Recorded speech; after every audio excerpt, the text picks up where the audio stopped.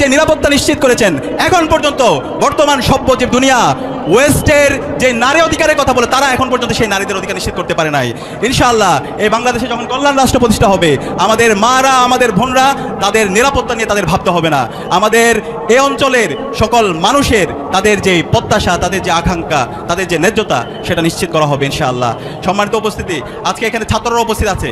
এই যে জুলাই বিপ্লব হয়েছে, এই জুলাই বিপ্লব এই দেশের ছাত্ররা নেতৃত্ব দিয়েছে। গত 16 বছরে অসংখ্য আন্দোলন সংগ্রাম হয়েছে, রাজনৈতিক দলগুলো আন্দোলন সংগ্রাম করেছে, কিন্তু সেই আন্দোলনগুলো সফল হয় নাই।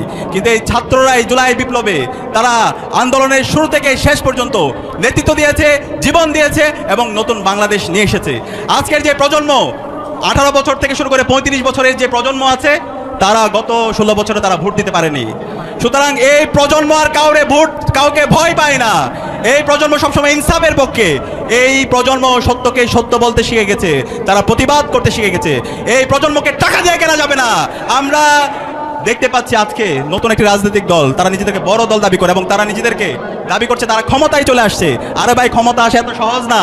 চাঁদাবাজি করবেন, টেন্ডারবাজি করবেন, ভোট কেনার আপনি পরিকল্পনা করবেন, আবার হাওয়া ভবন তৈরি করার চেষ্টা করবেন, আবার মানুষের উপর জুলুম করার চেষ্টা করবেন, নারীদের উপর স্লেট শেমিং করবেন, সাইবার বুলিং করবেন, হ্যারাসমেন্ট করবেন। এই ধরনের যদি আপনাদের অ্যাক্টিভিটিস থাকে, সেই পুরাতন রাজনৈতিক কালচার আপনারা রেখে যান, তাহলে আপনাদেরকে এই জনগণ লাল কার্ড দেখাবে। জনগণ এই জুলাই বিপ্লবের মাধ্যমে তারা ইনসাফের পক্ষে কথা বলতে শিখে গেছে।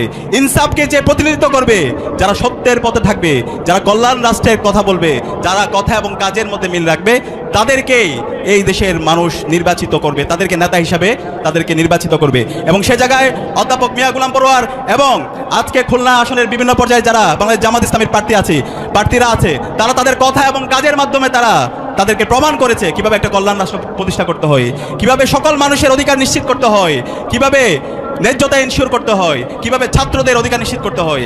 আমরা আমাদের আজকের যারা এই বৃহৎ গণজমায়েতে উপস্থিত হয়েছেন, আপনাদেরকে অনুরোধ করব, আপনারা এই টাকা দ্বারা কারোর কাছে বিক্রি হবেন না। টাকা দ্বারা কারোর কাছে বিক্রি হওয়া মানে আমাদের এই শহীদদের সাথে সুস্পষ্ট প্রতারণা করা। আমি বিশ্বাস করি এই নতুন প্রজন্ম কারো কাছে কোনো টেন্ডারবাজ, কোনো চাঁদাবাজ, কোনো দুর্নীতিবাজ এবং কোনো দুর্নীতিবাজ দর্শককে তারা তাদের নেতা হিসেবে, তাদের প্রতিনিধি হিসেবে তারা বাছাই করবে না।